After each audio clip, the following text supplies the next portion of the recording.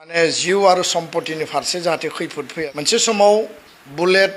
बारुद बायदिसिना हिंसायारि परिबेस दंमोन। हेलो एवरीवन रायजो राजाफोर दिनैथ' इलेक्शननि फिथाइ साननाय हाबाफारि नङा होमबा दा जिखियानो जाया मानो गोबां रायजो राजाफोरनि साननाया बेनो जे जायखि दोला सोरखारखौ दाया मानो मोजां सोरखार बा बर' दैदेनगिरिफोरखौनो लुगैदों जाहाथे जोंनि बर' हारिनि पावार एन्ड फांसनफोरा गोमानानै थाङा आरो गोबां रोजा रोजा बर' रायजो राजाफोरनि साननाया बेनोमोन जे बर' हारिया खौसे जानानै आवगायनायखौ लुगैदोंमोन नाथाय जोंनि गेदेर गोलावफोरा लिडारफोरा मा सानदों बेखौ मोनथिला आरोना थ' बेनि गेजेरावनो दिनैहाय दुलाराय बर' फरायसा आफादनि आफादगिरि मानगोनां दिपेन बर' सारा बिबुंथि होफैदों। दिनै बाथि बिटिसिनि बिसायख'थि बिनि दिनै काउन्टिं डे दाखालि 22 तारिखआव जि बेयाव भटनि सानमोन आरो दिनै काउन्टिंनि उनाव बिटिआरनि रायजो राजाफोरा नैबे बिटिसि बिसायख'थिनि फिथाइ बा बिनि रिजाल्टखौ 5-6 घन्टानि उनावनो मोनगोन। दुलाराय बर' फरायसा आफादनिफ्राय जोङो बेखौनो खावलायनो नागिरदों जे थांनाय समाव बिसायख'थिनि फोसावदिंनाय हाबाफारिफोराव बा मोनाबिलिनि समाव जायफोर हिंसायारि भायलेन्सनि जाथाया जाबाय बहाबा गारि सिमफायनाय बहाबा अफिस गाग्लोबनाय हानजाजों हानजा सापर्टारफोरनि गेजेराव गोबां माखासे बेबायदि थासारि जालांबाय आरो इभेन एबसुनि माखासे इउनिट अफिसफोरखौबो माने माखासे दुथांफोरा इनायै जोंखौ गाग्लोबनाय हाबाफारिबो जादों। बेखायनो दिनै जाहाथे रिजाल्टनि उनाव रिजाल्टआ जियानो फैया मानो कुनु मोनसे दोलो आरो हानजानि मददगिरि बा सापर्टारफ्रा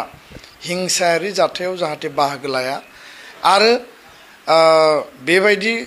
थासारि बा ल' एन्ड अर्डार सिटुएसन जाहाथे रावबो खालामा बेखायनो दुलाराय बर' फरायसा आफादा बयखौबो रेस्ट्रेन्ट जानानै संजम जानानै जि रिजाल्टआनो फैया मानो बेखौ गनायना लानो थाखाय जोङो खावलायदों आरो बिनि रिएक्सनाव जाहाथे कुनु जाथाय बेबायदि जाया। नैथि बाथ्राया जाहैबाय जे ल' एन्ड अर्डारखौ स्ट्रंलि नायनो थाखाय डिस्ट्रिक्ट एडमिनिस्ट्रेसन बा आसाम सरकारा नोजोर होनांगौ आरो दुलाराय बर' फरायसा आफादाबो जोङो गोख्रोङै नोजोर होगोन जे कुनु कारनाव जाहाथे रावनिबो माने जिउ आरो सम्पतिनि फारसे जाहाथे खैफोद फैया बेखौ जोङो माने खावलायबाय आरो बेखौ जों नोजोर होगोन। नैथि बाथ्राया जाहैबाय जे नैबे काउन्टिंनि उनाव 26,58,000 जाय भटारफ्रा बिटिआरनि बा बिटिसिनि रायजो राजाफ्रा बिजाथिफोरनि 40टा समस्तिनि बिजाथिफोरनि भाग्यखौ दा माने बेलट बक्सआव दङ दसे समावनि उनाव बिनि काउन्टिंआ आरम्भ जागोन। दा बेखायनो मोनसे समाव बुलेट बारुद बायदिसिना हिंसायारि परिबेस दंमोन 2020 सान्ति सुक्तिनि उनाव दा गोजोन थासारि गायसनजाबाय आरो दिनै बुलेटनि जायगायाव बेलटजों मोनसे मोजां आरो शक्तिशाली सरकार लाबोनो थाखाय बयबो भटदान होदों। प्राय 75% माने टटेल जि भटनि टार्न आउट बियो थारैनो जोबोद गोजोनथावना। दा बेखायनो दुलाराय बर' फरायसा आफादा लुबैयो जाहाथे बिटिआरआव नेक्स्ट 5 बोसोरनि थाखाय जि सरकार बे सरकारा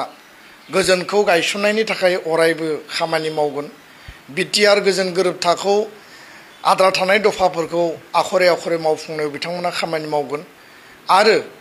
रायजो राजानि जिखिनि अभाब अभियोग रायजो राजानि जिखिनि मोनथाय आरो अधिकारनि बाथ्रा दङ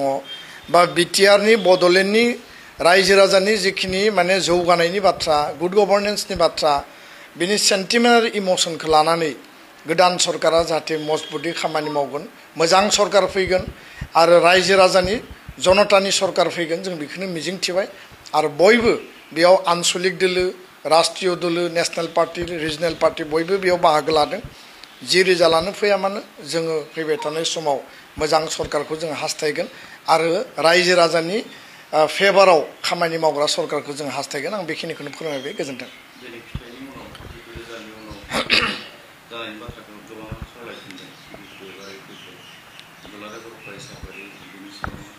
थारैनो जोङो मोन 16 आफाद दुलाराय बर' फरायसा आफाद बर' थुनलाइ आफाद XBLT XNDB आरो गासै आफादफ्रा जोङो थांनाय समफोराव UPPL आरो BPF ज' बा खौसेयै बा बुजाबुजि बा एलायन्सनि आधाराव माने बिसायख'थियाव बाहागो लानाय बा गेलेनायखौ जोङो हास्थायदोंमोन आरो बेखायनो मोनसे इउनिटिनि बा एलायन्सनि मोनसे इनिशिएटिभखौ जों हाबा मावदोंमोन दा फैयै फैयै बे जादिया बिसायख'थिया थांबाय नांलाय खमलायनि गेजेरजों बे मोनसे डेम'क्रेसिनि मोनसे पार्ट दा दिनै जिहेतु रिजाल्ट फैगोन रिजाल्टनि उनाव दुलाराय बर' फरायसा आफादा जों जेब्लायबो हास्थायगोन BTR बासिनि बा BTCनि 35 लाख माने माने जनसाधारण रायजो राजानि गांनाय उखैनाय बिथांमोननि एसपिरेशन आरो 26 लाख 58,000 भटारा जि मोनसे भाग्य बेयाव माने 40टा समस्तियाव जि मोनसे होनानै दोनदों बिनि रिजाल्टआ जि फैगोन बे रिजाल्टनि उनाव जों जेब्लायबो हास्थायो जे आनसलिक दोलोआ ज' जानानै बिथांमोना खौसेयै बुजाबुजियाव आवगायलांनांगौ आरो खौसेथिखौ बयबो हास्थायो आरो जोंनि जिखिनि गुबुन गुबुन दोलोफोर दङ बयबो जाहाथे माने मदद होनानै BTRखौ शक्तिशाली भाबै जों आवगायलांनो हायो बेखौ जों जेब्लाबो हास्थायो आरो दिनैनि जोंनि मोनदांथियाबो बेनो जे खौसेथि आरो एलायन्सनि जि मोनसे एजेन्डा लानानै जों आपिल खालामदोंमोन बे आपिलखौ जुदि मोननैबो दोलोआ बा बयबो दोलोआ जुदि माने आवगायबोयोब्ला थारैनो बे बास्तबाव जाफुंगोन आल्टिमेटलि दिनैनि बेलासिनि उनाव रिजाल्टआ बेखौ निर्णय खालायगोन बेखौ थिक खालामगोन जे बे रिजाल्टआ मा जायो आरो रिजाल्टनि सायाव बेस खालामनानै उननि हाबाफारिखौ दुलाराय बर' फरायसा आफादा लागोन आं बेखिनि खोथाखौ फोरमायबाय गोजोन्थों थ' लोगोफोर दासिमनि गोदान मोनसे फुल आपडेट भिडिअआ बेखिनियानोसैमोन जुदि नोंथांमोना भिडिअखौ नायनानै मोजां मोनदोंबा लाइक कमेन्ट शेयार आरो लोगोसे चेनेलखौ साबस्क्राइब खालामना होनो दाबाव लोगोफोर बाय